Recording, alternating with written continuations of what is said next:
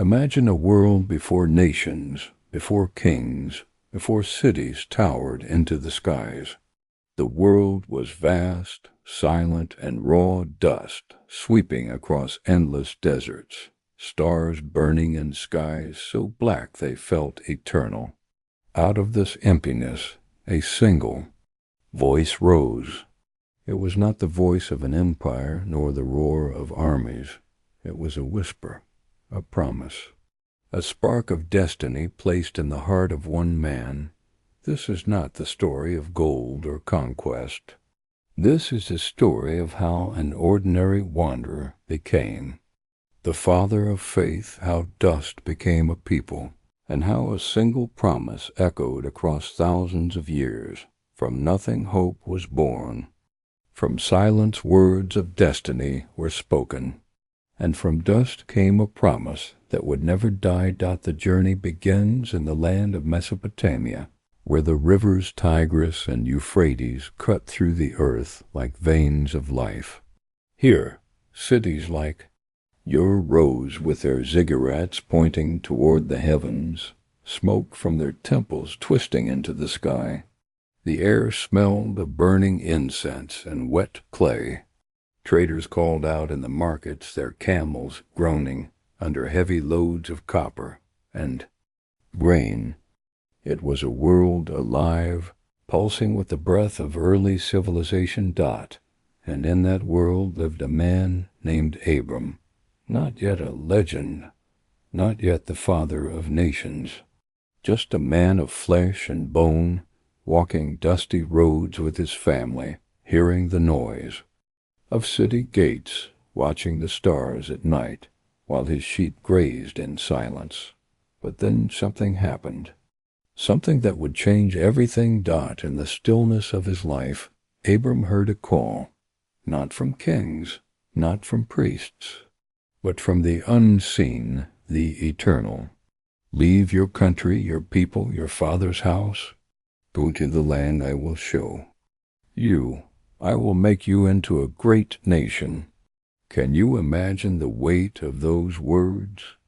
To leave behind everything, home, kin, safety, and step into the unknown. Most men would have turned away, but Abram listened. He believed, and in that belief the story of the Hebrews began. Picture him standing at the edge of Ur, looking back at the mud brick houses, the glowing fires of the ziggurat, the sounds of flutes and drums fading behind him. Ahead only a road stretching into silence, wind stirring dust across barren ground. His wife Sarai by his side, his nephew Lot following close, his servants, his animals, his few possessions packed tight. The journey was long, the sun blazing by day, the stars burning like diamonds at night. Their caravan moved slowly through desert winds, their throats dry, their feet sore. Yet still, Abram walked forward, guided by something greater than fear, a promise. And that promise was unlike anything the world had known. Kings promised wealth, priests promised favor, but the unseen voice promised something far more enduring. Your descendants will be as countless as the stars in the sky, as unending as the sand beneath your feet. Imagine Abram looking up at the sky, thousands of stars, glimmering like fire. He had no children, his wife unable to bear, and yet the heavens themselves seemed to echo the impossible dream. This was not the promise of a moment. It was the promise of eternity. The wanderer and his family traveled through lands that were strange and dangerous. They crossed rivers, trudged through deserts, passed by kingdoms ruled by strangers. At times they were welcomed, at times they feared for their lives. The smell of foreign spices filled the air at markets they had never seen before. They ate bread baked in new ways, drank water from wells dug by unknown hands. Every day was uncertain, But every night Abram returned to the stars. He built small altars of stone, places where smoke from burnt offerings rose into the heavens.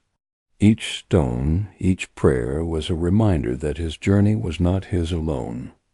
Yet doubt is the shadow of faith. Years passed.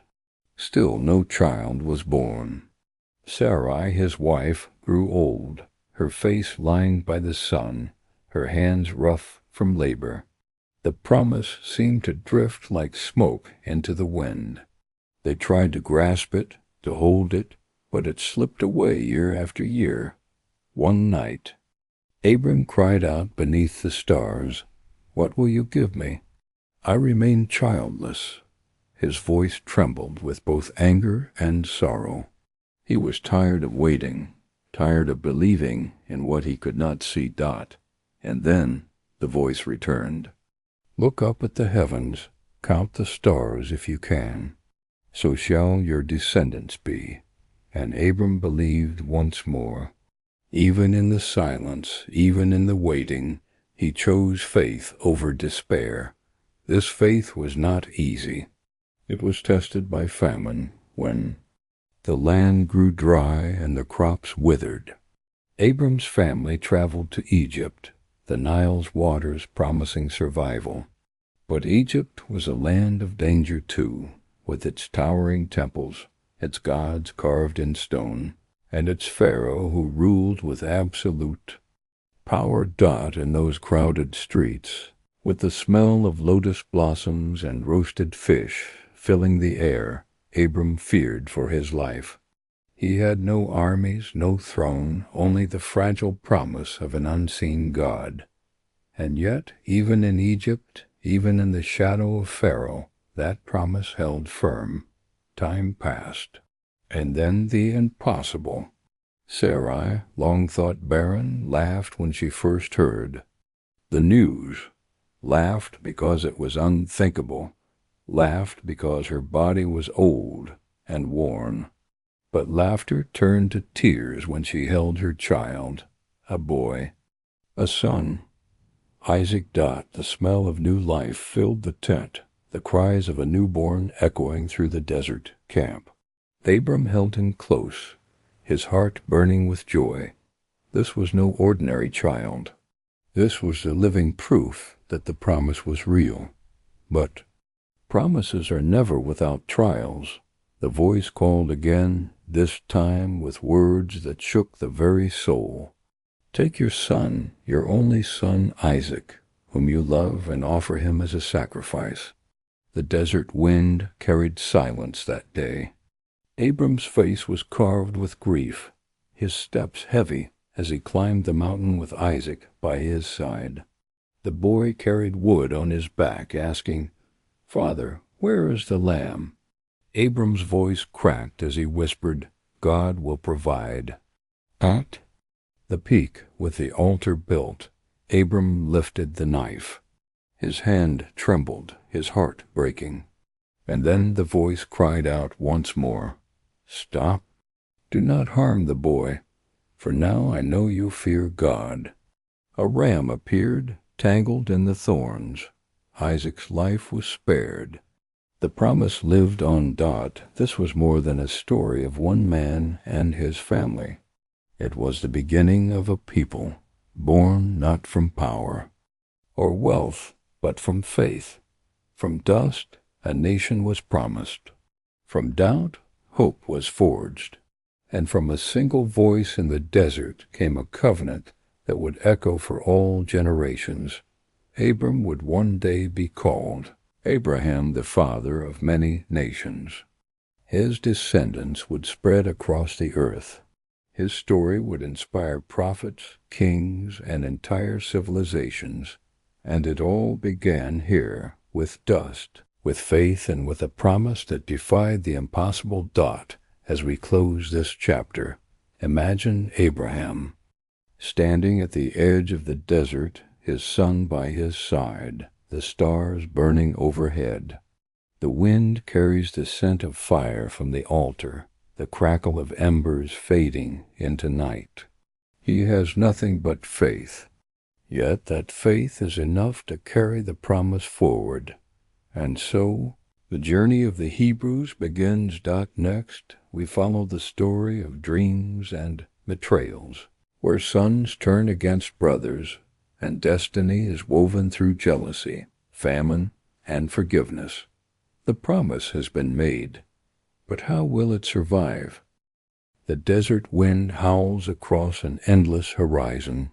Sand lifts like smoke, the sun burns like fire, and a solitary figure walks forward. He is not a king. He commands no armies. He owns no throne. Yet upon his shoulders rests a destiny greater than empires. His name is Abram, soon to be Abraham. And his journey will not just change his life. It will change the world forever. This is the story of a man who left everything behind for a promise he could not see. A man who traded comfort for wilderness, safety for risk, and home for the unknown. A man whose footsteps on barren soil became the foundation of nations. Abraham's journey is not only a tale of geography and miles walk, it is a story of faith, struggle, sacrifice, and vision. And it begins with a voice, a whisper in the silence of his soul. Abraham was born in Ur, a city alive with noise and life. Imagine streets packed with merchants selling spices, copper, and wool. Donkeys brayed in the distance, pottery clattered. As traders stacked their wares, temples towered above the homes, their brick steps climbing toward the sky. Incense drifted in the air, the smell of burning oil mingling with the sweat of laborers. This was a world of gods carved in stone and wood. People bowed to idols, poured wine on altars, and sought favor in rituals. But amid the crowd and chaos, Abraham heard something different, a call that cut through the noise, a voice unseen, yet undeniable. Leave your country, your people, and your father's household. Go to the land I will show you. I will bless you. I will make your name great, and through you all peoples on earth will be blessed. Imagine standing in his place. Would you have obeyed? To walk away from everything familiar, your home, your security, your kin. Most would cling to what they knew, but Abraham, he listened. He believed, and that faith marked the first step of his journey. The caravan set out. Abraham, his wife Sarai, his nephew Lot, their servants, and their herds. Picture them on the open road, sheep bleating, camels groaning under weight, the clatter of pots tied to saddlebags. The sun scorched their backs by day, and the cold pierced their bones by night. Dust stung their eyes as the wind tore across the plains. They passed through strange lands, fields ripe with barley, forests thick with cedar, hills dotted with wildflowers. Sometimes locals welcomed them with bread and water. Other times eyes narrowed with suspicion, and hands gripped spears. Every step carried both danger and hope, but Abraham built altars wherever he went. Simple piles of stone, smoke rising from burning wood. Each altar was a declaration, I trust the one who called me. These were not monuments of power, but whispers of faith. Yet faith does not silence fear. As famine gripped the land, Abraham led his family into Egypt, drawn by the promise of the Nile's fertile banks. The air there was different, heavy, with the smell of lotus flowers and roasted fish. The streets buzzed with chariots, priests in linen robes, and the music of flutes echoing from temples. But Egypt was dangerous. Pharaoh's word was law, and Abraham feared for his life. To survive, he made choices that left scars, decisions born of fear rather than faith. And though Pharaoh eventually sent him away, Abraham learned a lesson that echoed in his heart. Trust was easy in safety, but true faith demanded courage even in the shadow of death. Years stretched on. The promise of descendants as numerous as the stars began to feel distant, almost impossible. Abraham and Sarai grew older, their faces marked with time, their tent filled with silence where children should have played. Doubt whispered, was the promise real? Had he been foolish to believe? One night Abraham stood under the desert sky. The stars burned brighter than any torch, countless and endless. And the voice came again, look up. Count the stars if you can, so shall your offspring be. The desert air was cold, the sand rough beneath his feet, but in that moment Abraham's heart burned with faith. He chose to believe what seemed impossible, and that belief was counted as righteousness. Still, the waiting was long. Sarai, weary of her empty arms, urged Abraham to take her servant Hagar as a wife, and so Ishmael was born. A son, but not the son of promise. This choice would shape history, for Ishmael, too, would become a great nation. Even as tension divided the family dot, the years passed like shifting sand. And then, when Abraham was nearly 100 years old, the voice spoke again, this time with laughter. A child would be born. To Sarai, now Sarah, a son of their own blood, though her womb had been silent for decades. She laughed at the idea, laughed until she cried. But in time the laughter became real. Isaac was born, his cry piercing the night, the smell of milk and fire filling the tent. The impossible had become flesh, but promises are always tested. The command came like thunder in the stillness. Take your son, your only son Isaac, whom you love, and sacrifice him. The words were a knife to the heart. Abraham rose early, his face carved with sorrow. He saddled his donkey, split wood for the offering, and set out with Isaac beside him.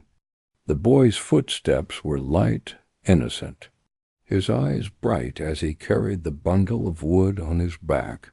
"Father," he asked, "where is the lamb?" Abraham's throat tightened. His answer was a whisper of both faith and desperation. God will provide. On the mountain, the altar was built. The wood was laid. Isaac lay bound upon the stones. Abraham raised the knife, his hand trembling, his heart breaking. And then the voice. Do not lay a hand on the boy. A ram appeared, caught in the thicket. The knife fell, not upon Isaac, but upon the substitute. Tears ran down Abraham's face as smoke rose from the altar. The test was complete. His faith had been proved. Abraham's journey was not one of perfection. He doubted, he feared, he made mistakes, but through it all, he clung to the unseen promise. And because of that, his name lived on. The man who left Ur with nothing, but faith became the father of nations. His descendants would rise, some through Isaac, some through Ishmael nations, shaped by his blood and his belief. His story would inspire prophets, kings, and countless generations. What began as one man's walk into the unknown became a legacy that still guides millions today. As the sun set on Abraham's life, the desert wind carried the smell of firewood, the sound of sheep in the distance, the laughter of Isaac nearby. The stars burned overhead. Just as they had the night, the promise was first spoken. He had not seen the full extent of what was to come, But he had walked the path. He had trusted the voice, and his journey was only the beginning, for from his son Isaac would come Jacob, and from Jacob the 12 tribes, brothers who would clash, betray, and reconcile, dreams that would change destinies, and the promise, once fragile, would grow stronger still. The desert is quiet. The stars shine like fire above the tents, and within those tents 12 sons grow under the watch of one man, Jacob. But this is not a simple family. This is the seed of a nation, and like all great stories, it begins with love, jealousy, betrayal, and dreams. What happens when 12 brothers carry the weight of destiny? What happens when blood ties are tested by envy, and when a single dream can spark hatred strong enough to sell a brother into slavery? This is not just the tale of a father's children. This is the beginning of tribes, the shaping of identity, the storm before the rise of Israel. And it begins with Jacob, the man who wrestled with both men and God, and lived to tell the story. Jacob's life had already been marked by struggle. He was the son of Isaac, the grandson of Abraham, heir to the great promise. But Jacob was not born with ease. He came into the world grasping the heel of his twin brother Esau. From that moment, his life was a contest, always reaching, always striving, always wrestling for blessing. Years later, after outwitting his brother and fleeing in fear, Jacob dreamed of a ladder stretching into heaven. Angels moved up and down its steps, and above them the voice of the Eternal declared, "I am the God of your father Abraham, and the God of Isaac. I will give you this land. Your descendants will be like the dust of the earth." When Jacob awoke, the dawn light touched the stones around him, and he whispered, "Surely God is in this place." From then on, he carried not just his own name, but the promise of a people. Jacob built his household in a land far from home. He fell in love with Rachel, the shepherdess with gentle eyes, but was tricked into marrying her sister Leah first. The story is painted with emotion, laughter, longing, and rivalry. Between Rachel, Leah, and their handmaids, 12 sons were born. Can you imagine that tent at night? The cries of newborns, the laughter of children, the arguments of mothers, the smell of roasting meat as fires burned outside. A household filled with noise, with passion, with competition. These were not just sons.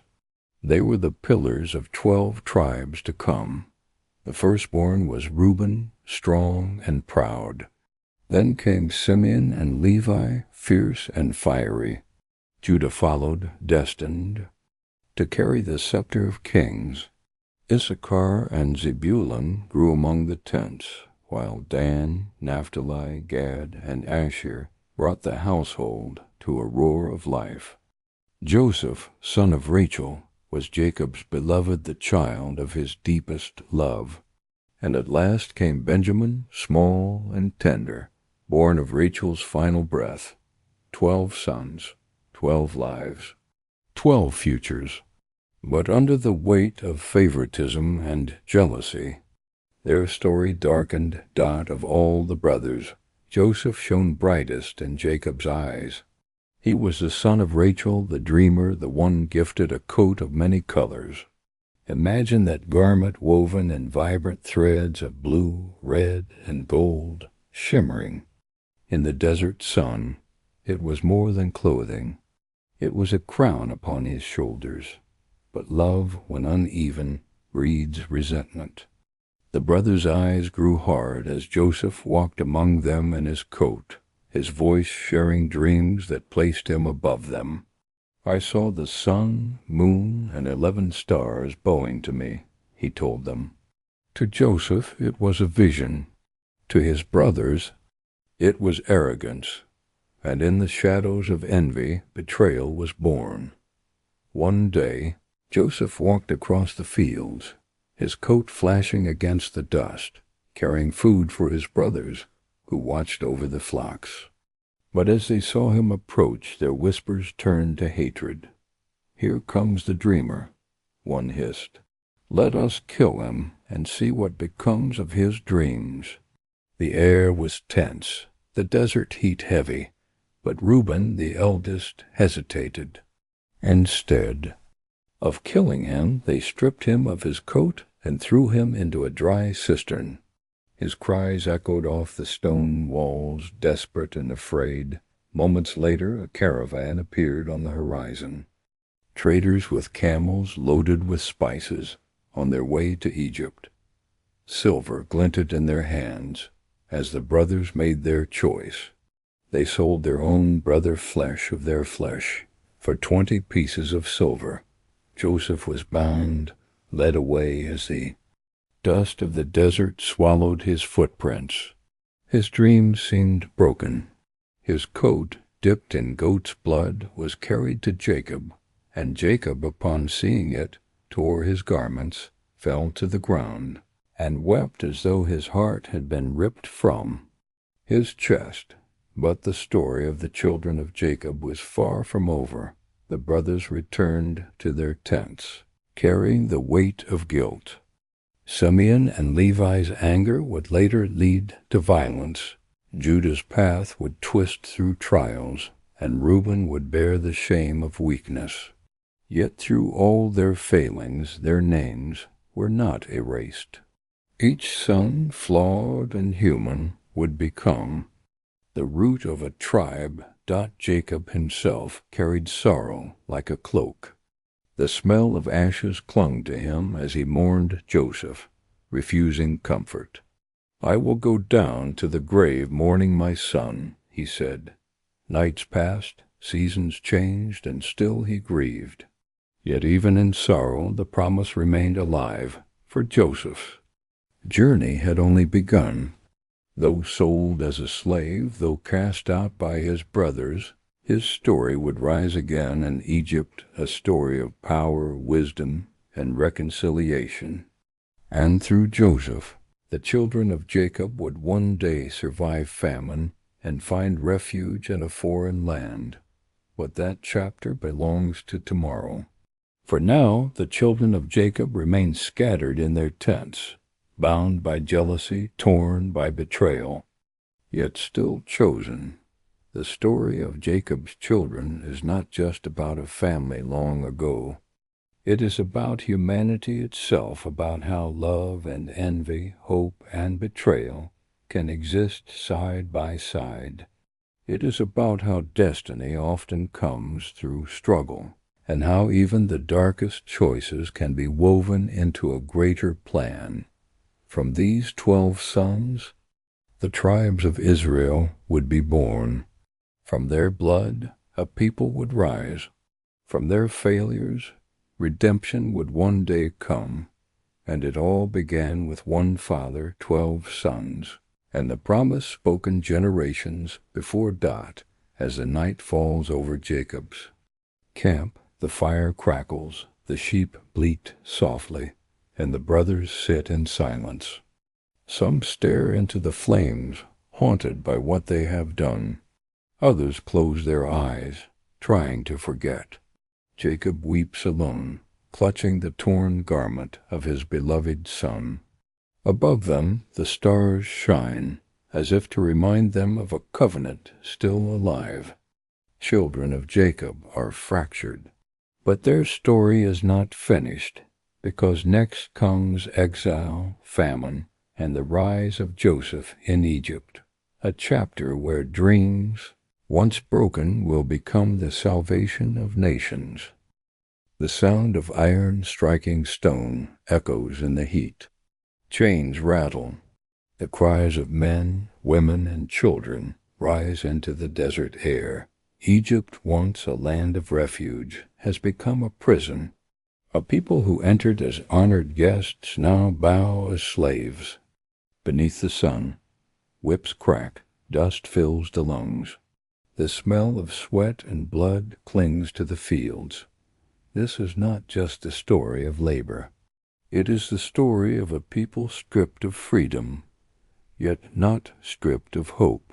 It is the story of a promise that refused to die, even when shackled. From the glittering palaces of Pharaoh to the mud pits of brickmakers, the Hebrews endured chains. But those chains were not the end. They were the beginning of deliverance. It began long before the chains. Joseph, son of Jacob, had risen in Egypt. From slave to ruler, through wisdom and dreams, he saved the land from famine. Pharaoh clothed him in fine linen, gave him a gold chain, and placed him second only to the throne.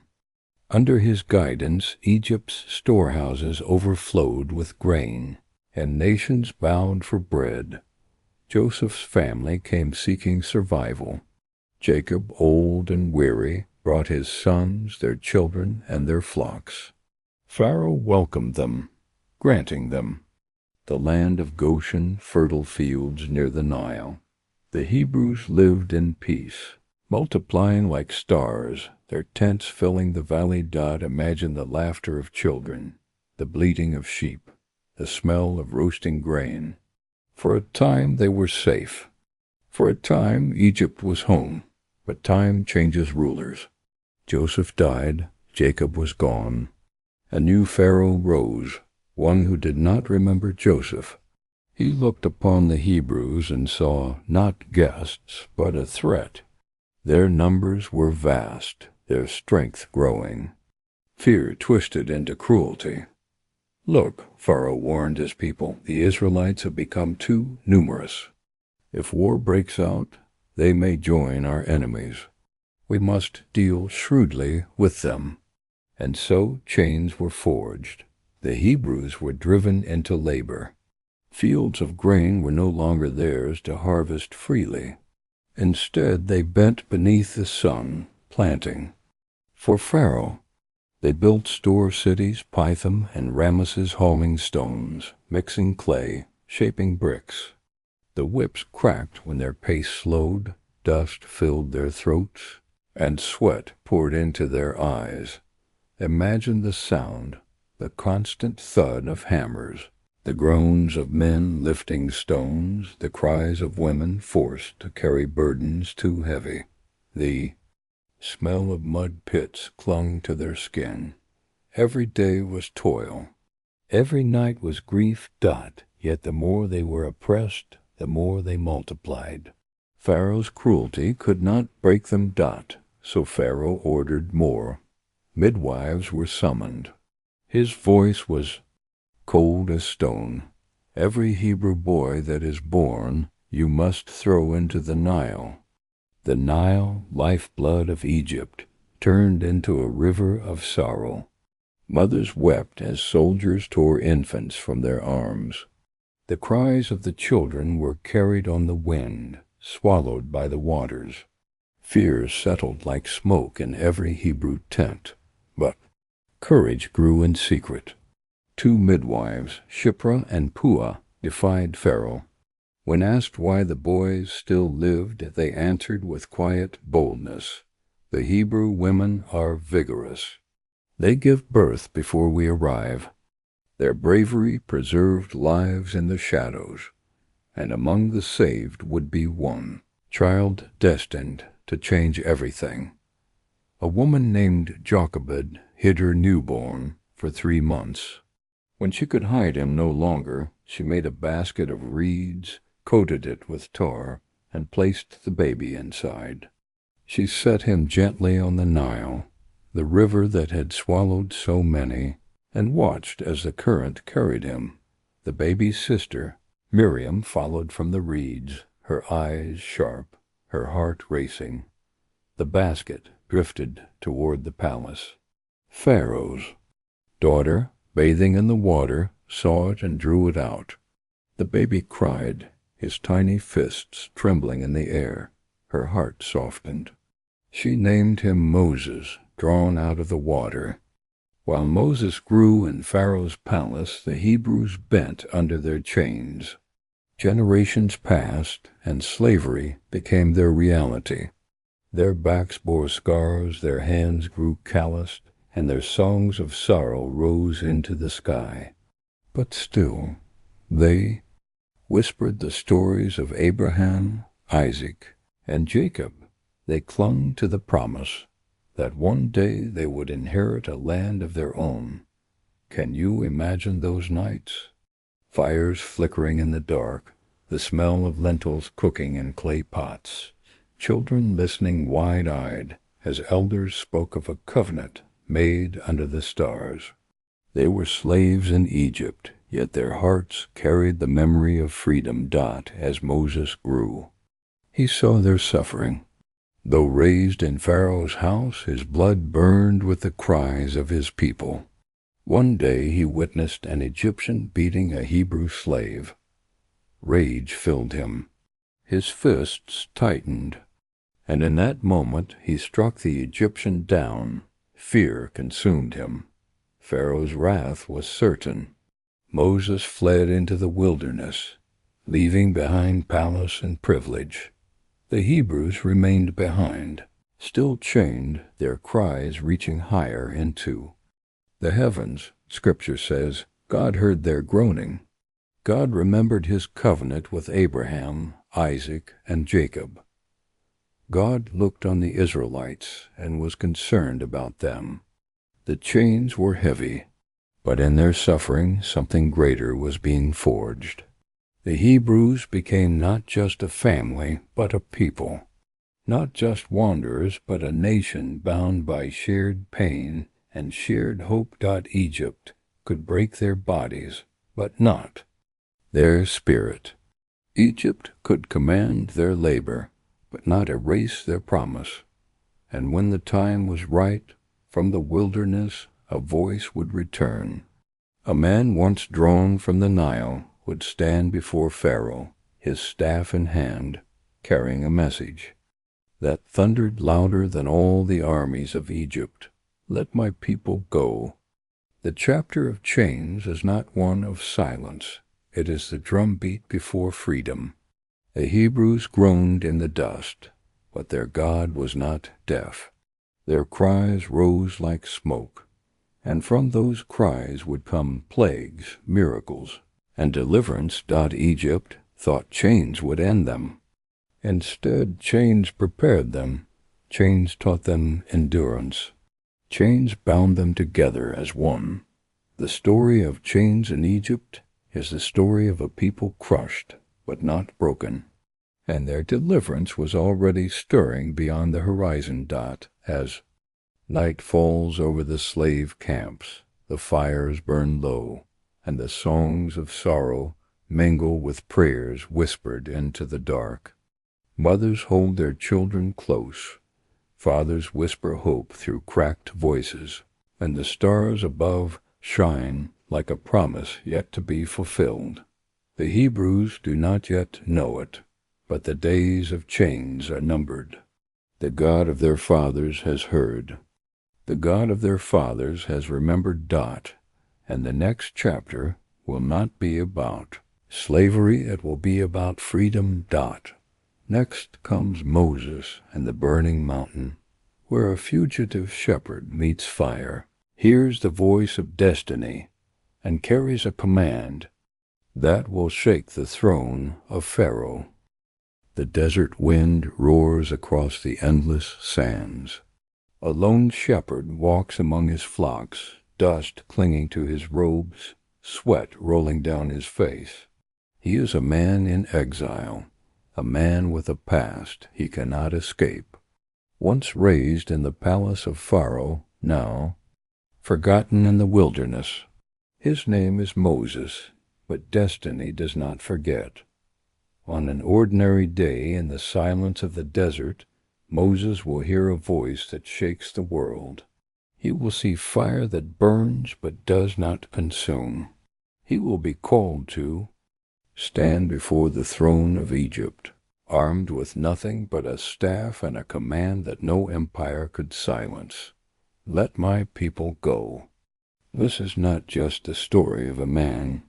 This is the story of how one encounter with the divine transformed a fugitive into a prophet, and how a mountain of fire became the spark of freedom. Years had passed since Moses fled Egypt.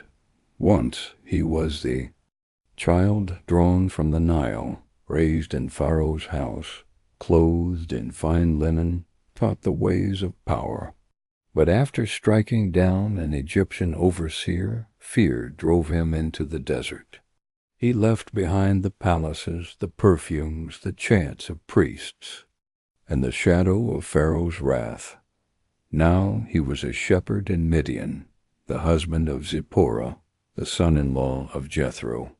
His days were filled with dust, with the smell of sheep, with the sound of bleating in the valleys. He wandered the wilderness with staff in hand, his eyes on the horizon, his heart heavy with exile. He must have thought his story was over. He must have believed that the promise whispered to Abraham, Isaac, and Jacob would pass to others. But destiny waits in silence, and when the time is right, it speaks. One day, as Moses led his flock to the far side of the wilderness, he came to Horeb, the mountain of God. The air was dry, the rocks sharp beneath his sandals. The sun blazed overhead, and the sheep scattered across the slopes. And then he saw it, a bush engulfed in flames, fire rising bright against the barren stone. But the branches did not curl into ash. The leaves did not crumble. The fire burned, but the bush was not consumed. Moses stopped, his breath caught in his chest. He turned toward the flames, drawn by wonder. "I will go over and see this strange sight," he whispered, "why the bush does not burn up." As he approached, a voice thundered from the flames. "Moses, Moses!" He froze, his heart pounding. "Here I am," he answered. "Do not come any closer," the voice commanded. "Take off your sandals, for the place where you are standing is holy ground." The desert wind stilled. The fire crackled. Moses slipped off his sandals, the hot sand burning his bare feet, his body trembling with awe. "I am the God of your father, the God of Abraham, the God of Isaac, and the God of Jacob." Moses hid his face in his hands. Fear gripped him. He dared not look at the flame. Then the voice spoke words that would forever change his life. "I have seen the misery of my people in Egypt. I have heard their cries. I know their suffering, and I have come down to rescue them. Now go, I am sending you to Pharaoh, to bring my people out of Egypt." The desert seemed to vanish. Moses could hear only his own heartbeat. His mouth went dry, his hands clenched. His staff, Pharaoh, the most powerful ruler on earth, the man he had fled. "Who am I," Moses stammered, "that I should go to Pharaoh and bring the Israelites out of Egypt?" And the voice answered, calm and unshakable, "I will be with you." Still, Moses trembled. Doubt gnawed at him. "What if they ask your name? What if they do not believe me?" The fire flared brighter, and the voice spoke, "I am who I am. Tell them, I am has sent me to you." The words rolled like thunder. Simple, eternal, unchanging. Then the voice gave signs. "What is that in your hand?" "A staff," Moses answered. "Throw it on the ground." He did, and the staff became a serpent, slithering across the dust. Moses leapt back, fear in his eyes. "Reach out your hand and take it by the tail," the voice said. With trembling fingers, Moses obeyed. The serpent twisted and became a staff again. "This is so they may believe," the voice declared, but still Moses resisted. His voice cracked as he whispered, Pardon your servant, Lord. I have never been eloquent. I am slow of speech and tongue. The fire burned steady. Who gave human beings their mouths? Who makes them deaf or mute? Who gives them sight or makes them blind? Is it not I, the Lord? Now go, I will help you speak. I will teach you what to say. Yet Moses, desperate, pleaded one last time, please send someone else. The flame roared, but the voice did not relent. Your brother Aaron will go with you. He will speak for you. But you will carry my staff, and with it you will do wonders before Pharaoh. The mountain glowed with fire. The voice of destiny had spoken. Moses had no choice but to obey Dot. Can you imagine that descent from Horeb? The sheep forgotten, the staff clutched in his hand, his heart pounding with both fear and purpose. The desert stretched before him, but his mind was fixed on Egypt, the land of chains, the cries of his people, the shadow of Pharaoh. The man who had fled as a criminal would return as a prophet. The fugitive would return as a liberator. The fire of Horeb would burn in his soul forever. Moses returned to Midian. He told Jethro, his father-in-law, "Let me return to my own people in Egypt to see if they are still alive." Jethro blessed him, and with his wife and sons Moses set out. The road was long, the air dry, the horizon endless. But his steps were no longer uncertain that the voice of God had called him. The burning bush had given him purpose. The shepherd of sheep was now the shepherd of a people. The story of Moses at the burning mountain is one of the most powerful moments in human history. It shows that the greatest callings often come when we least expect them, when we think our story is over. When we are hiding in the wilderness of failure and fear, it shows that destiny does not depend on strength, or eloquence, or power, but on faith, on listening, on answering when the fire calls your name. From this moment, Moses was no longer just a man. He was the chosen messenger of deliverance. As the chapter closes, the mountain still blows behind him. The smell of smoke lingers in the further air, the echo of God's voice still pounding in his ears. Ahead lies Egypt, the land of chains, the land of Pharaoh, the land where miracles and plagues will shake the world. The shepherd is gone. The prophet has risen. The night is heavy with silence. Torches flicker against mud brick walls. Families huddle inside their homes, their doors marked with blood. In the distance a cry rises, a cry so deep, so raw, it shakes the heart of Egypt. The firstborn of Pharaoh lies dead. The might of an empire has been broken, and in that moment the Hebrews rise, shackles sue. Generations of chains are shattered. From slaves they become a people on the move. A nation carried not by armies but by faith. A multitude steps into the desert, their hearts trembling with both fear and hope. This is not just escape. This is not just survival. This is the Exodus. The night a people walked out of slavery and into destiny. The story had been building for months. Moses, the shepherd turned prophet, stood before Pharaoh again and again with the same command, "Let my people go." But Pharaoh's heart was hard. Each refusal brought a plague. The Nile, lifeblood of Egypt, turned to blood. Frogs swarmed the streets, their croaks echoing in the night. Gnats filled the air, stinging skin, biting flesh. Then came flies, sickness to livestock, boils on skin, hail from the skies, locusts devouring fields, and finally darkness, a heavy blanket smothering the land. Each plague was a strike against Egypt's gods, a reminder that Pharaoh was not as powerful as he claimed. But still, he would not yield. Then came the final blow.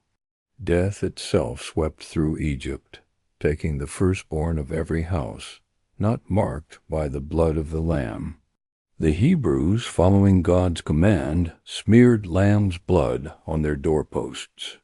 When the destroyer passed, their homes were spared.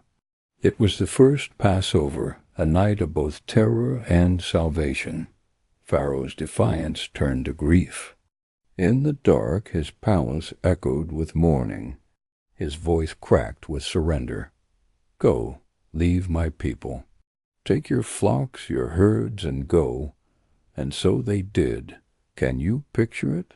The Hebrews rushing to pack their belongings, their bread still. Unleavened, flat cakes carried in haste. The smell of roasted lamb hung in the air. Mothers clutched their children, fathers gathered tools and staffs. From every hut and tent, families poured into the streets, joining the great caravan. 600,000 men, plus women and children, along with livestock, herds, and flocks. A river of people flowing out of Egypt under the cover of night. Their footsteps pounded the earth. Their hearts pounded with fear. But above all they were free. They followed Moses into the desert. Ahead of them stretched an unknown wilderness. Behind them lay Egypt, scarred but dangerous. And above them God gave signs of his presence, a pillar of cloud by day, shading them from the burning sun, and a pillar of fire by night, blazing against the darkness. The smell of dust filled the air as they marched. The bleating of sheep mixed with the cries of children. Their sandals struck hot earth, their robes whipped in the wind. Freedom was real, but it was fragile. Because Pharaoh's grief turned to rage. In his palace, Pharaoh's eyes burned with fury. "What have we done? We have lost our slaves." He roared. Chariots were ordered. Horses were harnessed. The might of Egypt thundered onto the desert sands. The Hebrews saw the dust rising behind them, the sun flashing on bronze spears and polished chariots. Fear swept through the camp like fire. Their voices trembled. "Why did you bring us here, Moses? Were there not enough graves in Egypt?" Panic choked them. The sea lay before them, endless water stretching to the horizon. Behind them, Pharaoh's army closed in. Trapped between waves and swords, hope seemed lost. But Moses lifted his staff. The wind rose, fierce and howling. The waters trembled. The sea split apart, walls of water towering on either side. A path of dry ground appeared, stretching into the heart of the sea. Imagine that moment. The roar of waves, the spray of salt in the air, the ground firm beneath their feet. Mothers clutched their children close. Fathers urged their families forward, eyes wide with awe and terror. Torches lit the walls of water, fish darting like shadows through the waves. Step by step, the Hebrews crossed the sea. Behind them, Pharaoh's chariots plunged into the path. Wheels rattled, horses screamed, warriors shouted.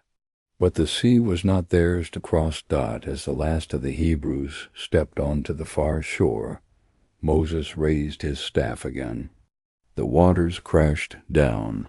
The roar was like thunder. The walls of water collapsed, swallowing chariots, drowning soldiers, silencing Pharaoh's pride.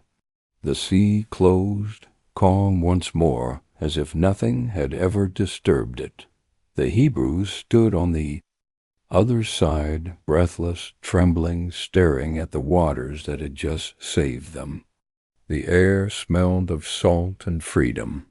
The sound of waves replaced the sound of chains, and then joy, shouts of victory, laughter breaking through tears. The people lifted their voices in song. The Lord has triumphed gloriously. The horse and rider he has thrown into the sea. Miriam, sister of Moses, took a tambourine. Women danced, their feet striking the sand, their voices rising into the desert sky. It was a celebration not just of survival, but of deliverance. The Exodus was more than an escape. It was the birth of a people. No longer slaves, they were now a nation bound by covenant. They were walking not just away from Egypt, but toward destiny, a land promised generations before. But freedom was only the beginning. The desert stretched vast and merciless. Hunger and thirst waited ahead. Doubt and fear would return. And the voice from the burning mountain still had more to say. The story of the Exodus is one of the most powerful ever told. It shows us that no chain is too strong, no empire too mighty, no sea too deep to stand against a promise of freedom. It shows that faith is not the absence of fear, but the courage to step forward when the path opens before you. The Hebrews left behind the whip, the mud pits, the sorrow of Egypt. They walked through the waters of deliverance, carried by faith, guided by fire, and their journey was just beginning. As the waves settled behind them, and the smoke of Pharaoh's army faded, the Hebrews stood at the edge of the wilderness. The desert stretched before them, silent and vast. The stars burned above, the sand cooled beneath their feet. For the first time in centuries they were free, but freedom comes with trials. Ahead lay 40 years of wandering. Ahead lay hunger, thirst, rebellion, and mercy.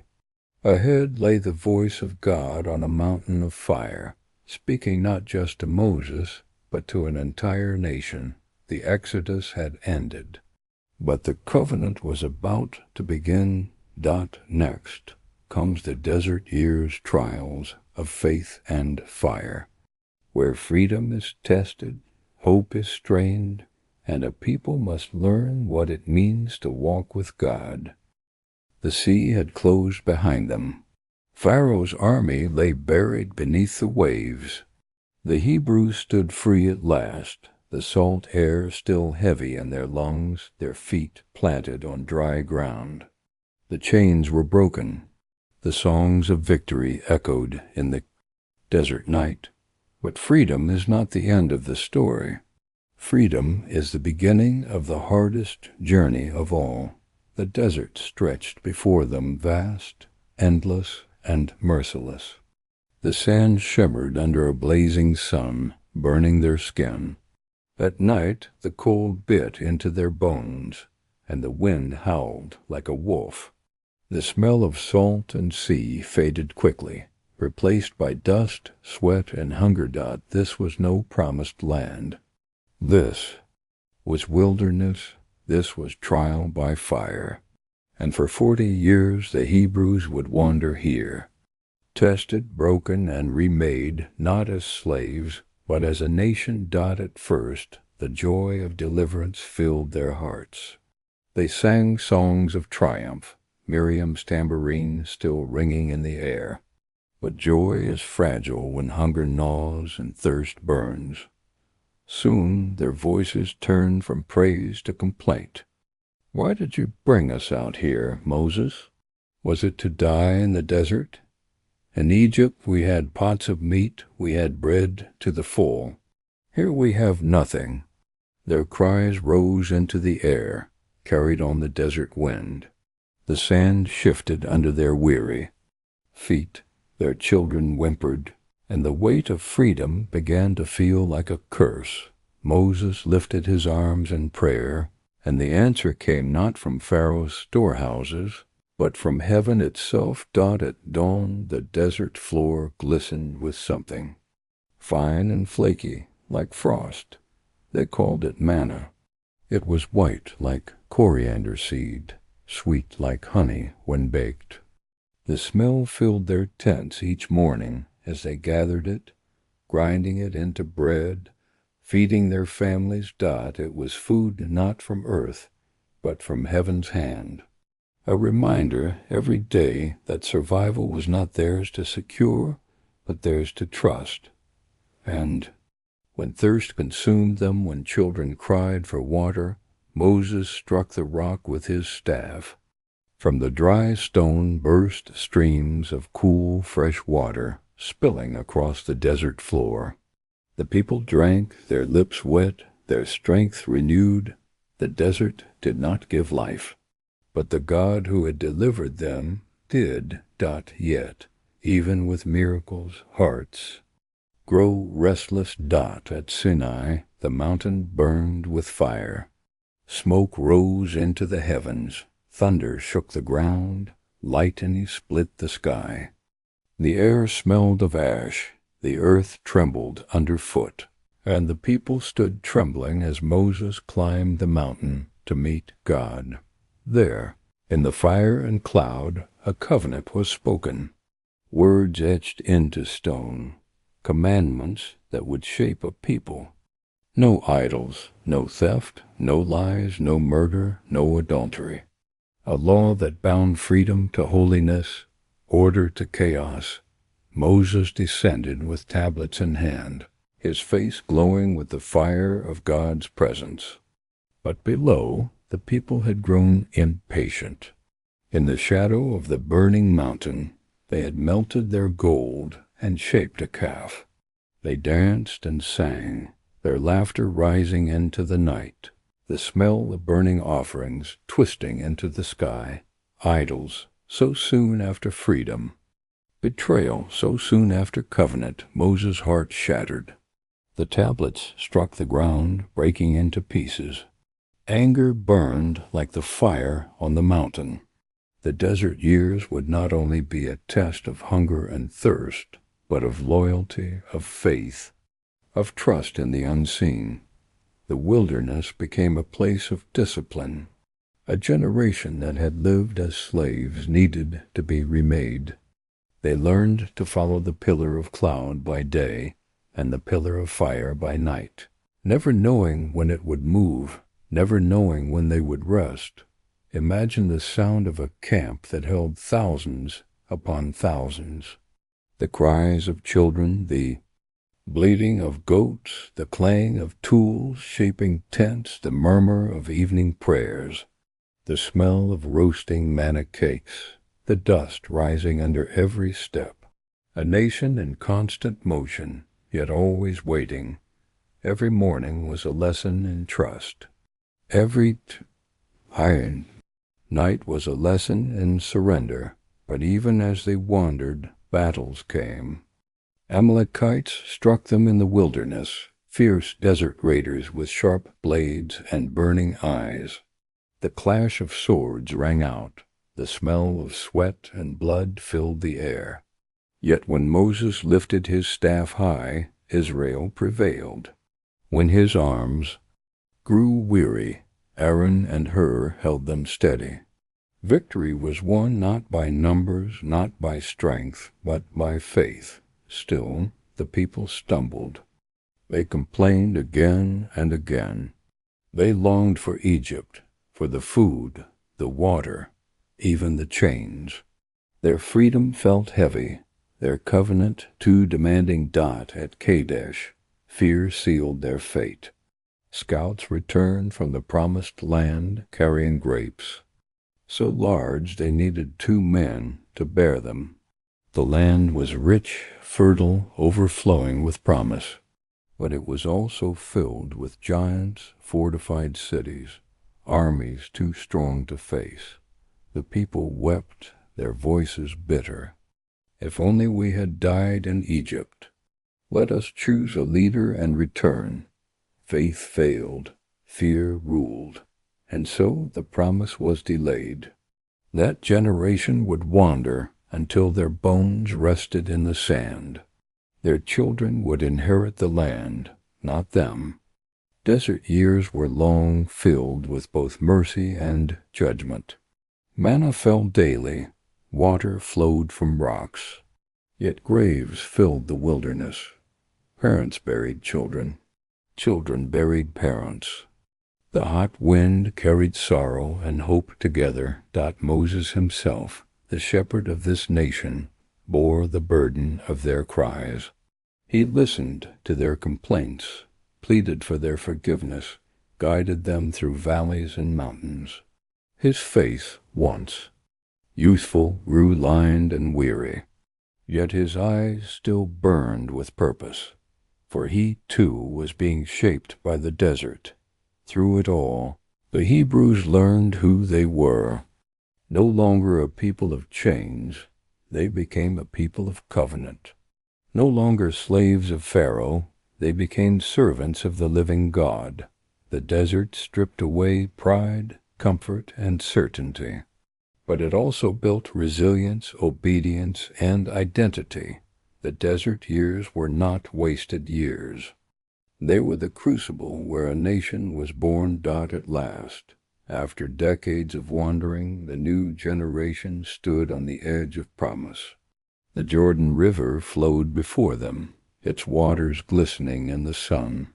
Across its banks lay Canaan, the land of milk and honey, the land sworn to Abraham, Isaac, and Jacob. The old generation was gone. The children of slaves were now the heirs of freedom. The desert had been their teacher, their judge, and their furnace. And though Moses would not cross with them, his staff raised once more. His voice carried the same truth spoken at Sinai. Choose life, choose obedience, choose the God who brought you out of Egypt. The desert years are a story of waiting, of struggle, of testing. But they are also a story of grace, of patience, of transformation. They remind us that freedom is not just the breaking of chains, it is the remaking of hearts. Hebrews entered the desert as wanderers. They would leave as a people, ready to claim their inheritance. As the sun sets on the wilderness, the sand cools and the camp grows quiet. Fires flicker against the night, smoke curling into the sky. Mothers whisper stories of manna to their children. Fathers remind them of the sea that parted, the mountain that burned, the water that flowed from stone. The desert has ended. The promise lies ahead. The desert dust clings to their feet. The graves of an old generation lie silent behind them, and before their eyes at last it rises, a land they had only heard about in stories, a land flowing with milk and honey, fields rich with grain, hills covered in vineyards, rivers flashing like silver in the sun. For 40 years they wandered, fed by manna, guided by fire. For 40 years they waited, stumbled, wept, and endured. Now they stand at the threshold of destiny. This is not just the end of a journey. This is the beginning of a nation's story. This is the moment when a people born in slavery step into promise. This is the promised land. The first to rise and lead them was not Moses. His eyes had seen the land, but his feet never touched it. From the mountain's height he looked across the Jordan. He saw the valleys, the hills, the green beyond the wilderness. But his journey ended there. He died with desert sand beneath him, leaving the people in the hands of Joshua Moses, faithful aide, a man of courage and belief. When the people trembled before giants and fortified cities, Joshua stood strong. He remembered the sea parting, the manna falling, the fire burning. Now it was his task to carry them forward. And so the command was given, be strong and courageous. Do not be afraid, for the Lord your God will be with you wherever you go. The Jordan River lay before them, swollen and rushing with spring floodwaters. Families stood on the banks, staring at the torrent. Children clung to their mothers. Fear whispered that the promise was out of reach. But Joshua spoke. Step forward. The priests carried the Ark of the Covenant, the golden chest that held the tablets of law, the symbol of God's presence. As their feet touched the water, the river stopped. The flood pulled back. The ground turned dry. And once more, like their parents at the Red Sea, the Hebrews crossed through walls of water. But this time they stepped not into wilderness, but into promise. Their first challenge rose quickly. Jericho, a fortress with towering walls, gates of bronze, soldiers sharp-eyed on the battlements. To the Hebrews, weary wanderers, Jericho was an impossible mountain. No ladders, no siege towers, no armies could break its strength. But this was not a battle of swords. It was a battle of faith. For 6 days they marched silently around the walls, the ark carried in their midst, the sound of rams' horns echoing at dawn. Imagine the sight, thousands circling a city, dust rising from their feet, their voices silent, only the cry of horns splitting the air. The people of Jericho peered down in confusion, laughter, perhaps fear. On the 7th day, the horns sounded long, and the people shouted with all their strength. The earth shook. The walls crumbled. Stone and dust collapsed in thunder. Jericho fell not by human might, but by divine power. Victory opened the land, but it was not without struggle. Canaan was no empty prize. Cities stood strong. Armies rose to fight. The Hebrews faced battles fierce and bloody. Spears clashed, swords rang, the smell of iron and sweat filled the fields. Joshua led them through victories and failures, teaching them that promise was not won in a single moment, but claimed step by step, choice by choice. Tribes were given their inheritance: Reuben, Judah, Ephraim, Benjamin, and the rest. Hills, valleys, vineyards, pastures, all divided as the land became their home. Fires burned in new villages. Children laughed in green fields. Farmers sowed grain. Shepherds drove flocks across meadows. The wilderness was over. Roots were planted. A people who had only known wandering now knew belonging.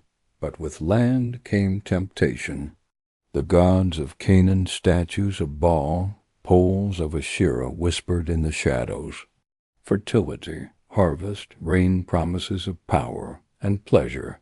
Hearts wavered. Some bowed at altars of stone. Others clung to the covenant. The period of Judges began a cycle of failure and rescue. Israel would stray, enemies would rise, and under oppression they would cry for deliverance. Then a judge would rise, Deborah, wise beneath the palm tree. Gideon, striking down foes with 300 men. Samson, strong yet broken, his final act pulling pillars down on his enemies. Each story carried the same rhythm. Forget, fall, cry. Deliver, again and again. The land was theirs, but their hearts still wandered. As years passed, the tribes longed for stability. They cried, "Give us a king, that we may be like the nations around us." The prophet Samuel warned them, "Kings take sons for armies, daughters for servants, fields for taxes." But the people demanded still, and so the monarchy was born. First came Saul, tall and strong, a warrior's figure. He fought bravely, but faltered in obedience. His crown was heavy, his heart unsteady. Then rose David, the shepherd boy with a sling, who faced giants with faith and sang songs to soothe the troubled. King. Under David, Jerusalem was taken, the ark brought into its gates, and Israel's heart found a center. The smell of sacrifices rose from new altars. The sound of psalms filled the courts. The people danced in celebration. A king after God's own heart ruled the land. After him came Solomon, wise beyond all rulers. His words drew kings from afar. His wealth dazzled nations. He built the great temple, its courts gleaming with gold, its pillars towering, its altars smoking with incense. Pilgrims climbed its steps, awed by the glory. For a moment, Israel's golden age had come. The promised land was more than soil. It was covenant lived out, blessing given form. Yet it was also fragile. For even as Solomon's wisdom dazzled, his heart turned to idols. The people who once tore down Jericho's walls now built shrines to false gods. Division followed. The tribes split. Kings rose and fell. Prophets thundered against injustice, their voices sharp as lightning. The land that had been gift and glory became a place of warning. Promise carried responsibility. Covenant demanded faith. Without it, exile loomed. The promised land was not just about victory over cities. It was about the battle within the human heart. A land flowing with milk and honey could not save them if they turned from the God who gave it. And yet, even through failures, the promise endured. The prophets declared that one day a king would come who would never fail, a ruler of justice and peace. As the sun sets over the valleys of Canaan, vineyards stretch across hills, and shepherds call to their flocks. The smell of bread drifts from ovens, laughter rings from homes. The Hebrews, once slaves, once wanderers, are now a nation. Their children play in fields promised to Abraham centuries before. Their priests serve in temples. Their kings sit on thrones. The promised land was not the end of their story. It was the stage on which their triumphs and tragedies would play out. The battlefield is silent. A giant lies face down in the dust, his sword fallen from his hand. And there, standing over him, is a boy not with armor, not with chariots, but with a sling and a song of faith in his heart. His name is David. From shepherd fields to royal courts, from harp strings to swords, from caves of exile to thrones of glory, his story is one of the greatest ever told. And from his line would come kings, psalms, wisdom, temples, and promises stretching into eternity. This is the story of Israel's golden age, a time of music and worship, of victory and splendor, of mistakes and mercy.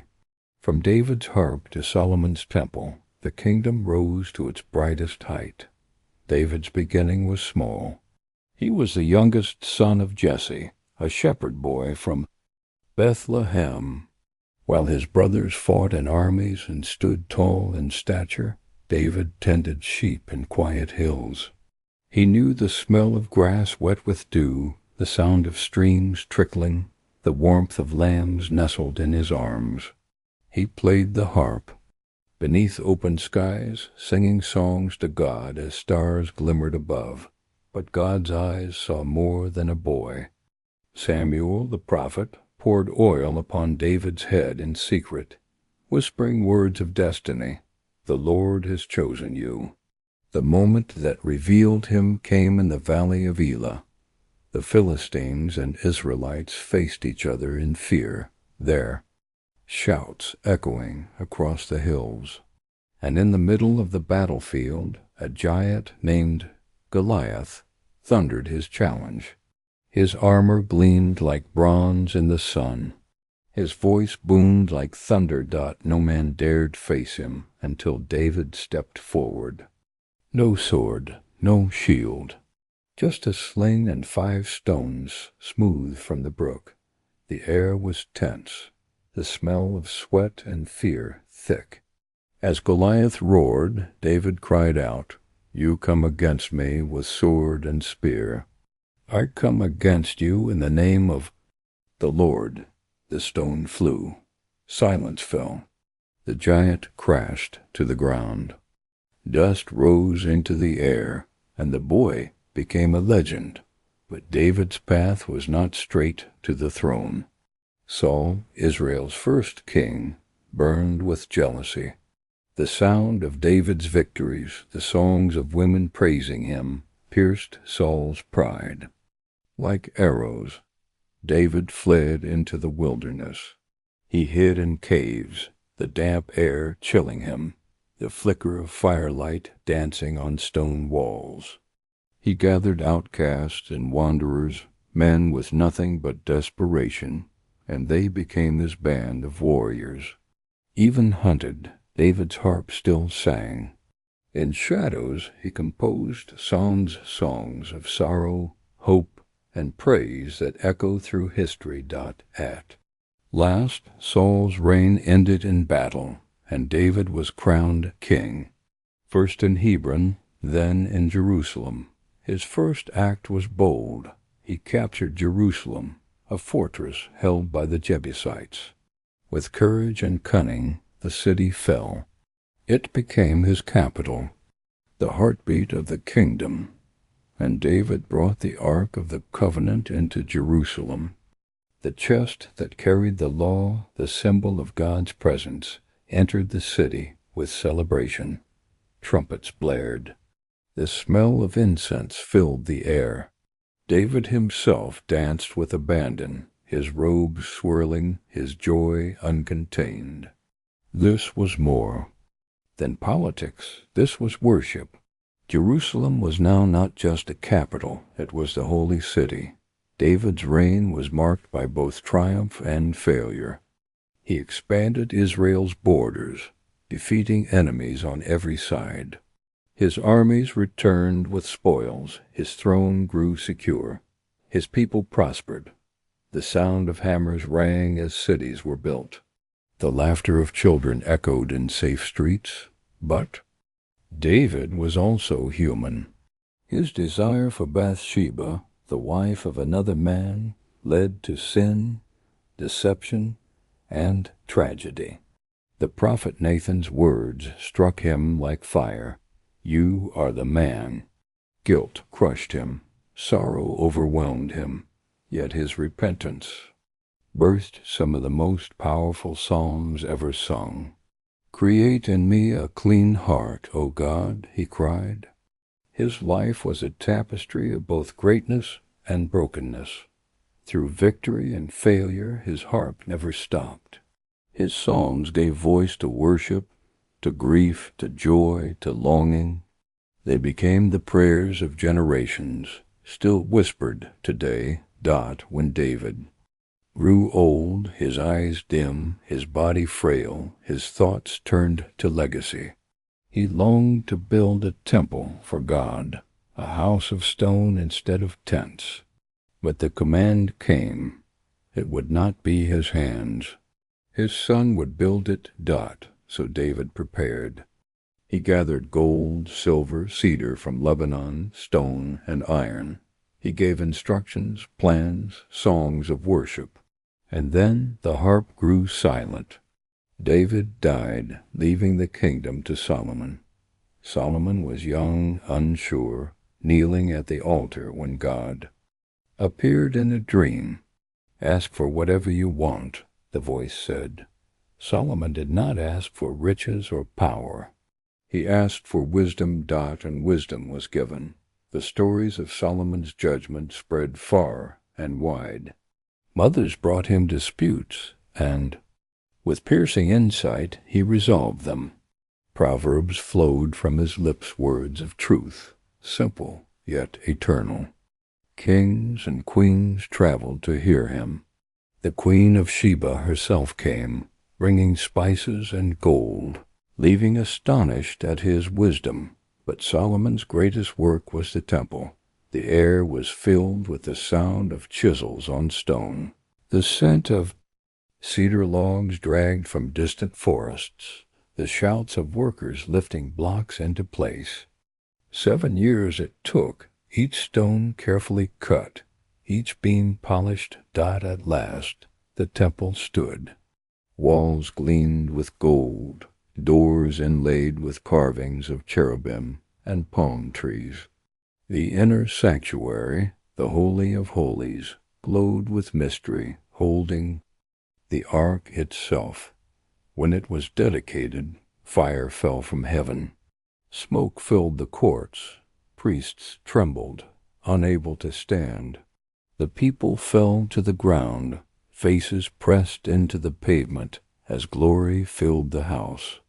The sound of trumpets shook the city, the smell of burning offerings rose high, and Solomon's prayer rang out, "The heavens cannot contain you. How much less this temple I have built? Yet may your eyes be open toward this house."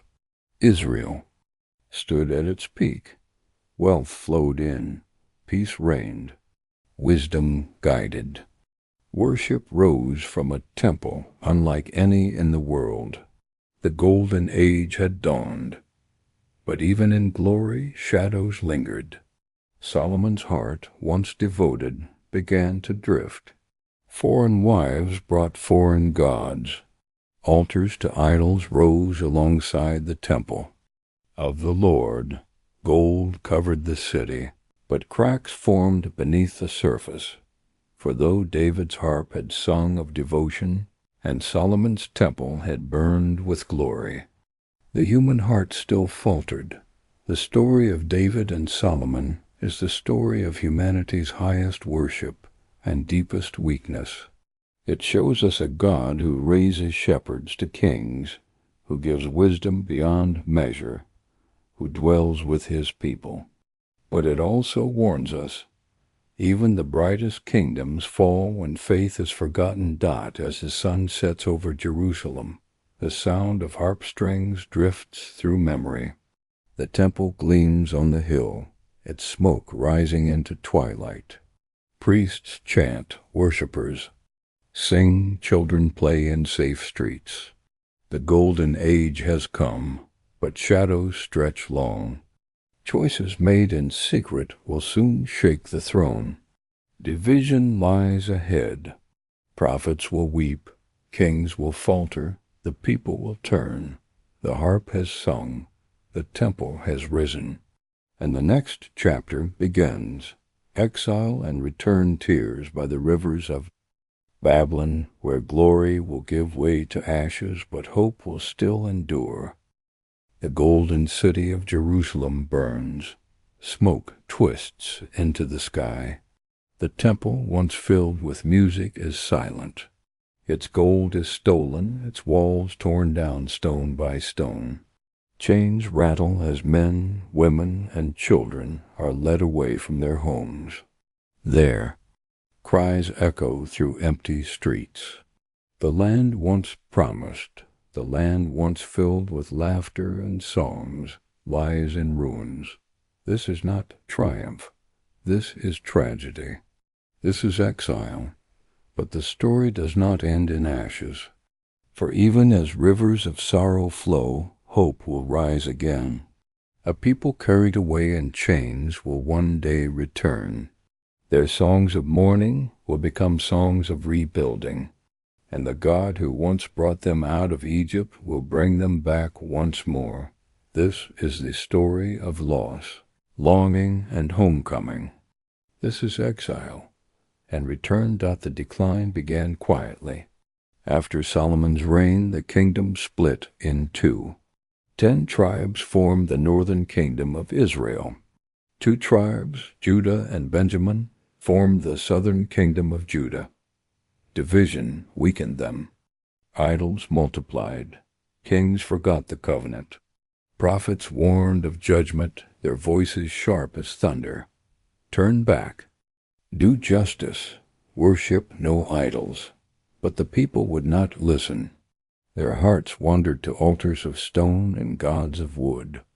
The cries of the poor were ignored. The covenant was broken, and then judgment came. First fell the northern kingdom. Assyria, the empire of iron and cruelty, swept through the land. Their armies marched with spears gleaming, their banners dark as storm clouds. Cities were crushed, walls toppled, people dragged away. The 10 tribes were scattered, lost among nations. They vanished into history, remembered only as the lost tribes of Israel. Judah remained, but not forever. From the east came Babylon, fierce and unrelenting. Its king, Nebuchadnezzar, was ruthless. He surrounded Jerusalem, choking it in siege. Inside the walls, hunger spread. Bread grew scarce. Children cried for food. The smell of smoke from desperate fires filled the air. At last, the walls fell. Soldiers stormed the city.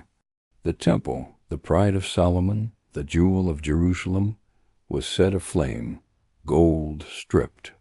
Sacred vessels carried away. The ark, once the heart of worship, gone. The holy city was reduced to rubble. The survivors were bound in chains, marched across desert roads to Babylon. The journey was long, dust choking their throats, the crack of whips on their backs. They looked behind them and saw only smoke rising. From the ruins of their home, ahead, a foreign land. Strange language, strange gods, strange rivers dot by the waters of Babylon. They sat and wept. Harps once strummed in worship hung on willow trees, silent. Their captors mocked them. Sing us one of your songs of Zion. But how could they sing of joy in a land of exile? Their tears salted the river. Their prayers rose in whispers. If I forget you, Jerusalem, may my right hand forget its skill. May my tongue cling to the roof of my mouth. And yet exile was not the end. In Babylon, prophets still spoke. Ezekiel saw visions of dry bones rising into life. Jeremiah wrote letters urging the exiles to build homes, plant gardens, and seek peace, for one day God would bring them back. Daniel, carried into the king's court, stood firm, refusing to bow to idols. In lions' dens and fiery furnaces, faith endured. Exile became not just punishment, but shaping. A people who had strayed were being purified. Their hearts turned once more to the God of their fathers. 70 years passed. Empires rose and fell. Assyria was gone. Babylon, too, crumbled. From Persia came a new ruler, Cyrus the Great. His armies swept the world, his banners carried on desert winds. But unlike those before him, Cyrus was moved by the God of Israel. In the scrolls of prophecy, Isaiah had spoken generations before. Cyrus is my shepherd. He will rebuild my city. And so it came to pass, Cyrus decreed. The Lord, the God of heaven, has given me all the kingdoms of the earth. He has appointed me to build him a temple at Jerusalem. Let his people go up. Hope ignited like fire. After decades in exile, the path home opened. The journey back was long. Families packed what little they had. Caravans stretched across deserts. The smell of dust and sweat heavy in the air. Children ran ahead, laughing, though they had never seen Jerusalem. Elders walked slowly, tears on their cheeks, for they had dreamed of this moment their entire lives. When they reached the city, their hearts broke and swelled at once. Jerusalem was still rubble. The temple was gone. Weeds grew in empty streets. Jackals prowled where priests once sang. But it was theirs again. They began to rebuild. At first, an altar rose from the ruins. Smoke curled into the sky once more, the scent of burnt offerings carrying hope into heaven. Then came the foundations of a new temple. When the cornerstone was laid, the people shouted so loud the sound echoed through the valleys, but their joy was mingled with sorrow. The old men who remembered Solomon's temple wept. The new was smaller, humbler. The memory of glory and the reality of ashes clashed in their hearts. Still, they pressed on. Nehemiah rebuilt the walls. Ezra restored the law. Priests returned to service. Slowly, from rubble, a city was reborn. The exile had changed them. No longer would they bow to idols. No longer would they forget their covenant. They had learned in pain what it meant to belong to God alone. The songs that once hung silent on willow trees now rose again in the streets of Jerusalem. Children laughed in courtyards. Priests lit lamps in the new temple. Merchants called out in the markets. The city lived again. Exile had been sorrow. Return was grace, but the story was not over. Though they had come home, they were still under foreign rule. Persia's shadow lingered, then Greece, then Rome. Kings and empires still pressed on their necks. And yet, through it all, hope endured. Prophets whispered of one still to come. A king greater than David, a servant who would suffer for his people. A Messiah who would bring not just return from exile, but eternal freedom, the story of exile. And return is more than history. It is the story of sorrow giving birth to hope, of judgment leading to restoration, of tears by rivers turning into songs on rebuilt walls. It shows us that even in ruins, promise lives. Even in ashes, God's word stands. Even in exile, home waits. As the sun sets on the rebuilt city, smoke rises once more from the temple courts. The smell of incense drifts into the air. Children run through streets where silence once reigned. Old men lean on staffs, watching the walls stand tall again. The songs of Zion, once silenced, rise like thunder into the night. The people are home, but their story does not end here. Empires will still rise, battles will still come, and faith will still be tested. The city walls stand rebuilt. The temple once more smokes with sacrifice. The people have returned from exile. Their songs echo again in the streets of Jerusalem. And yet something is missing. The glory of Solomon's temple has not returned. The Ark of the Covenant is gone. The nations still rule over them. Persia, then Greece, then Rome. The Hebrews are home, but not free. They wait. They long. They ache for something greater. And into that longing rise the voices of prophets. Men who carried fire in their words. Men who spoke visions that pierced through time itself. They wrote scrolls that still echo today, warnings, promises, dreams of justice, and whispers of hope. These are not just words. These are prophecies. They are the heartbeat of a faith that endured through darkness. The prophets did not speak softly. They thundered in marketplaces, cried in palace courts, wept in lonely caves. They were poets and seers, voices that burned.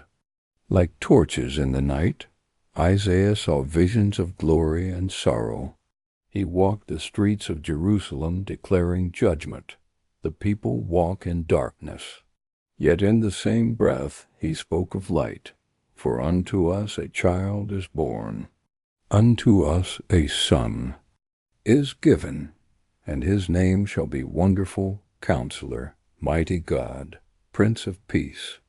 His words painted pictures of both ruin and redemption, nations raging like seas, and yet one day swords beaten into plowshares. A suffering servant, despised and rejected, yet carrying the sins of many. His scroll became a song of hope for generations not yet born. Jeremiah, the weeping prophet, cried in anguish as Babylon crushed Jerusalem. His voice was soaked with tears, his scrolls with sorrow. He stood in ruined streets and wrote of lamentations, the smell of smoke, the silence of empty alleys, mothers mourning for lost children. Yet even he whispered hope. The days are coming when I will make a new covenant. I will write my law not on stone, but on hearts. Imagine those words to a broken people promising not just survival, but transformation. Not just return, but renewal. Ezekiel, in exile by the rivers of Babylon, saw visions wild and strange. Wheels within wheels, creatures with wings of fire, a valley of dry bones rattling into life. His scrolls told the people who felt dead that they would live again. I will put my spirit in you, and you will rise. The imagery was startling, like a dream aflame with symbols. But its meaning was clear. Despair was not final. Death was not the end. Daniel, carried into Babylon as a youth, stood tall in foreign courts. He refused to bow to idols, prayed even when forbidden, and was thrown to lions. Their roar filled the dark den, the smell of beasts thick in the air, but not a tooth touched him. In fiery furnaces his friends stood unburned flames, licking their skin but leaving not even the smell of smoke. Daniel's scrolls stretched further still. He saw empires rise and fall: Babylon, Persia, Greece, Rome. He dreamed of a stone not cut by human hands, striking statues of kings and growing into a mountain that filled the earth. His visions told a people ruled by nations that one day God's kingdom would rule forever. Prophets rose in every generation. Hosea, whose own broken marriage became a picture of Israel's unfaithfulness and God's mercy. Amos, a shepherd who thundered about justice rolling like a river. Micah, who cried out that a ruler would be born in Bethlehem. Malachi, who ended the scrolls with a promise: the Lord will come suddenly to his temple. Their words were not always welcome. Kings silenced them. Priests mocked them. Crowds ignored them. Some prophets were beaten, some imprisoned, some killed. Yet their scrolls survived. Their voices, written in ink and fire, carried hope through centuries. The people clung to these scrolls. In synagogues they unrolled parchment and read aloud. The sound of Hebrew syllables filled the air, candles flickering against stone walls. Children sat cross-legged, eyes wide, listening to promises older than their grandparents. The scrolls reminded them that though empires came and went, though suffering weighed heavy, God's story was not finished. And then silence after Malachi. No prophet arose. No voice thundered in the streets. No vision shook the courts. 400 years passed. Greece conquered, Rome followed. The temple was rebuilt, but its glory was not the same. The people waited. Their prayers rose with the smoke of offerings. Their eyes turned toward the horizon, searching. Would the servant Isaiah spoke of ever come? Would the king from David's line rise again? Would the stone Daniel dreamed of shatter empires? The silence was heavy, but in the silence the scrolls lived on. Prophecies were read, memorized, whispered in the dark. Faith endured like a flame cupped in trembling hands. The power of these scrolls was not just in predicting future events. It was in shaping hearts. They called people back to justice, mercy, humility, devotion. They lifted eyes beyond kings and armies toward a greater kingdom. They gave the people an identity not tied to land or temple alone, but to promise. Even in exile, even under Rome, even when scattered, they could still say, "We are the people of the covenant. We are the people of the promise." The scrolls and prophecies are why the story of Israel did not die in Babylon, why it did not vanish under Greece, why it did not fade under Rome. They were the bridge from past to future, from covenant to fulfillment. They told of one to come born in Bethlehem, a servant yet a king, a lamb yet a lion. They kept hope alive when all else seemed lost. Picture a synagogue on a Sabbath. The smell of oil lamps, the rustle of parchment. A rabbi unrolling Isaiah's scroll. The people leaning forward, hearts beating with expectation. The Spirit of the Lord is upon me, to proclaim good news to the poor, freedom for captives, sight for the blind. The scrolls were not dead words. They were living promises, waiting to awaken. The story of the prophets is the story of endurance. A people who failed, yet were not abandoned. A God who judged, yet still promised mercy. Scrolls inked in sorrow, yet alive with hope. They remind us that even when heaven is silent, it is not absent.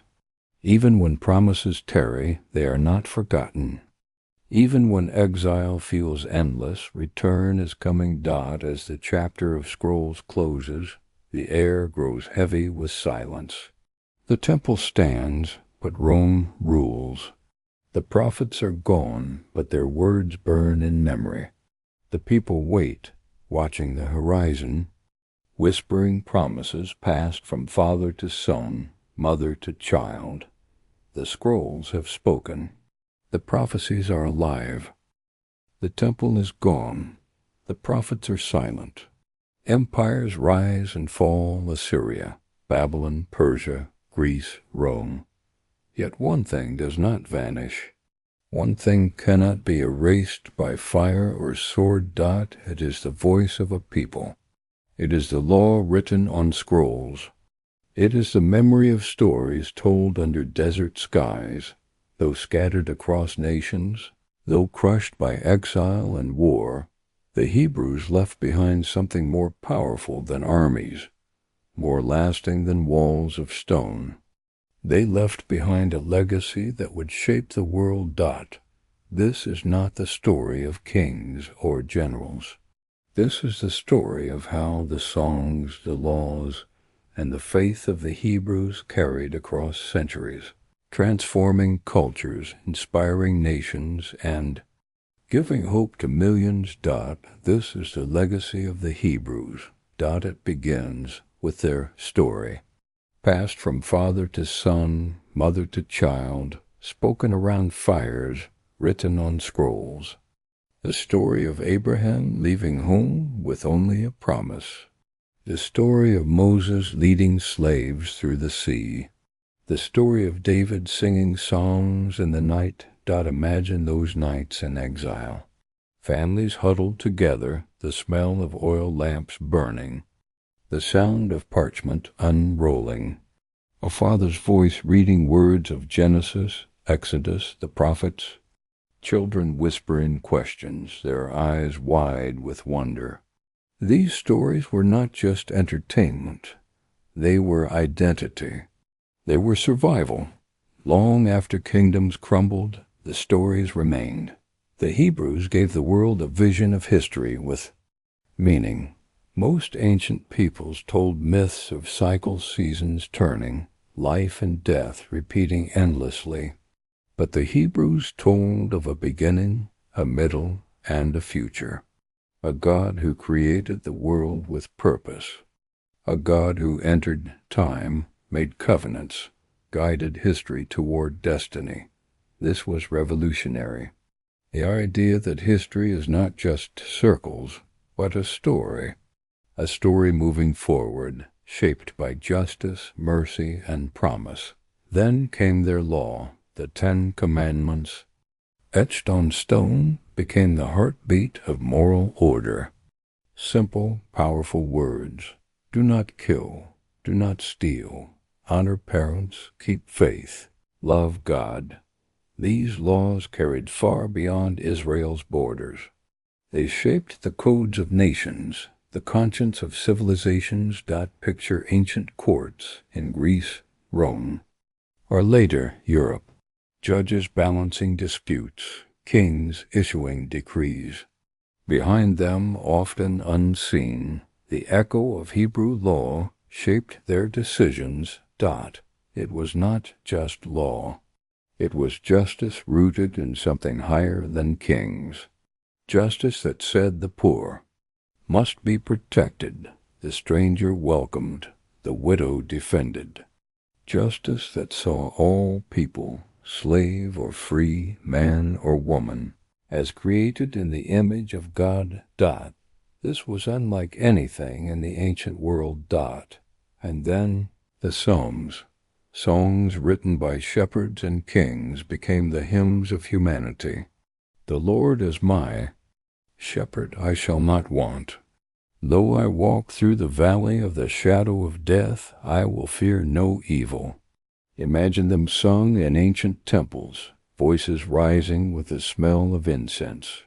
Imagine them whispered by exiles in Babylon, tears wetting their cheeks. Imagine them centuries later, carried by monks in candle-lit monasteries, by pilgrims crossing oceans, by families praying in secret. The Psalms gave language to sorrow and hope. They turned grief into prayer, fear into trust, joy into song. There, echoes still shape music, poetry, and worship today. The prophets, too, left their mark. Their fiery words did not die with them. They lived in scrolls, carried through time. Isaiah's vision of swords beaten into plowshares still inspires dreams of peace. Amos' cry for justice rolling like a river still thunders in speeches for human rights. Micah's call to do justice, love mercy, and walk humbly still guides hearts longing for goodness. Even in lands far from Israel, the prophet's words shaped thinkers, reformers, leaders. Their legacy is not only religious, it is cultural, political, moral. They remind us that power is not absolute, that kings answer to something higher, that justice is demanded for all. Through centuries of exile, dispersion, and oppression, the Hebrews carried their identity. They became a people of the book. Synagogues rose where the temple had fallen. Scrolls replaced altars. Study replaced sacrifice. The smell of ink and parchment, the sound of chanting Hebrew, the rhythm of prayers morning and night, these kept them alive. They adapted, survived, endured. In Persia they held fast. Under Greece they resisted. Under Rome they persevered. Scattered across continents they remained one people, tied together by memory, faith, and scrolls. Their survival itself became part of their legacy. And from them, new faiths were born. Christianity rose from Hebrew roots, carrying their scriptures as sacred. The Psalms became the prayers of monks. The prophets became the voices pointing to Christ. The law became the foundation of Western ethics. Centuries later, Islam too drew from Hebrew stories. Abraham, Moses, David, all honored in the Quran, all shaping its vision of faith and obedience. Three of the world's greatest religions, Judaism, Christianity, Eslan together, holding more than half of humanity, trace their roots to the Hebrews. That is their legacy. But beyond religion, their ideas reshape the very structure of thought. The belief in one God, not bound to one place, not tied to one idol, but sovereign over all, changed how people saw the universe. Creation was no longer chaos, but ordered. Humanity was no longer meaningless, but chosen. History was no longer random, but moving toward redemption. It was a worldview that gave birth to resilience. A people who could lose temple, land, and king, and still endure. A faith that could be carried in scrolls small enough to fit in a hand, yet powerful enough to outlast empires. Even in suffering, the legacy deepened. In Roman times, Jewish revolts were crushed. The temple burned again, Jerusalem leveled. Yet synagogues spread across the world. Prayers continued. Scrolls were studied. Mothers whispered psalms to children under foreign skies. The smell of bread baked for Sabbath, the glow of candles lit at dusk, the songs sung in exile. These small acts kept alive a culture, a covenant, a memory. Through centuries of persecution, from medieval Europe to modern times, the resilience of the Hebrews amazed the world. Empires that tried to erase them vanished. They remained. Their very survival became a testimony to their legacy. Today, the impact of the Hebrews is everywhere. In the words of laws, in the rhythm of weeks shaped by Sabbath, in the songs sung in churches and synagogues, in the language of justice and mercy, their stories inspire films, novels, art, music. Their songs comfort the grieving. Their prophets stir the weary to action. Their vision of history as a story with purpose still shapes how humanity sees itself. The Hebrews began as wanderers, shepherds in desert sands. They were enslaved in Egypt, exiled in Babylon, scattered across the earth. Yet their legacy outshines kings and empires. The story of the Hebrews is not just their story. It is humanity's. It reminds us that small beginnings can change the world, that faith can outlast ruin, that words written on scrolls can outlive empires of stone. Their legacy is not in palaces or monuments. It is in ideas, in songs, in faith carried across millennia. As the chapter closes, imagine this: a child in a small home, centuries after exile, listening as a parent reads from an old scroll by lamplight. The parchment smells of age, the ink fades, but the words are alive. Words of Abraham, of Moses, of David, of the prophets. Words that carried through deserts, rivers, battles, and exiles. The child listens, eyes wide, heart burning. And in that moment, the legacy of the Hebrews continues. But the story is not finished. Their legacy shaped faith, culture, and history, but it also prepared the way for something greater. A new voice rising in the land, rooted in Hebrew prophecy, yet reaching the world